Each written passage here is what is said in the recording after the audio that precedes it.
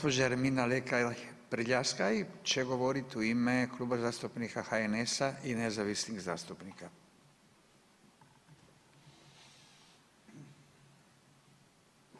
Izvolite. Poštovani predsjedavajući, poštovani tajniče, poštovane kolegice i kolege. Pred nama je Prijedlog zakona o izmjenama i dopunama Zakona o Nacionalnom centru za vanjsko vrednovanje obrazovanja. Intencija predlagatelja zakona jest dodatno osnažiti institucije na taj način što će ona u budućnosti autonomno i regulirati svoje unutarnje ustrojstvo.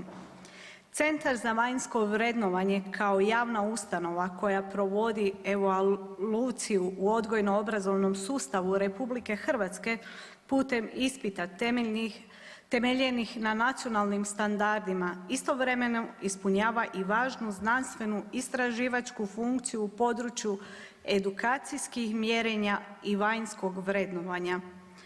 Svojim dosadašnjim djelovanjem, naročito na području organizacije i provedbe državne mature, najambicioznijeg i najsloženijeg projekta vanjskog vrednovanja srednjoškolskog obrazovanja, institucija je u potpunosti opravdala svoju funkciju.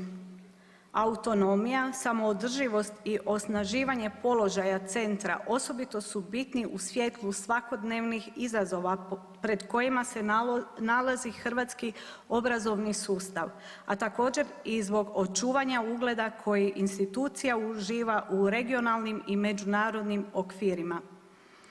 Među tim izazovima svakako moramo navesti i digitalno povezivanje među odgojno-obrazovnim institucijama, izradu i primjenu različitih aplikacija kojima se nastoji unaprijediti proces provedbe državne mature te prilagodbu nastavnih materijala online nastave.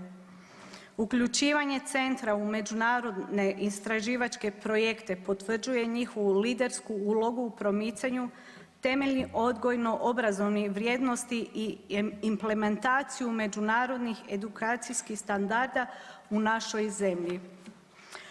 Pored svoje profesionalne uloge u objektivnoj i nepristranoj evaluaciji rezultata i ishoda procesa učenja, centar ostvaruje i širu društvenu misiju u cilju detekcije i preveniranja aktualnih društvenih problema. U tom smislu moram pohvaljivati i javno istaknutu činjenicu da se centar pridružio globalnoj kampanji 16 dana aktivizma protiv nasilja nad ženama. Budući da će ove zakonske izmjene u budućnosti doprinijeti efikasnijem uvođenju inovacija u nastavni proces, ekonomičnijem upravljanju sustavom te objektivnijem kreiranju obrazovnih politika i vrednovanju rezultata procesa obrazovanja, Klub HNS-a i nezavisnih zastupnika podržat će Prijedlog zakona o izmjenama i dopunama Zakona o Nacionalnom centru za vanjsko vrednovanje obrazovanja. Hvala lijepa. Hvala.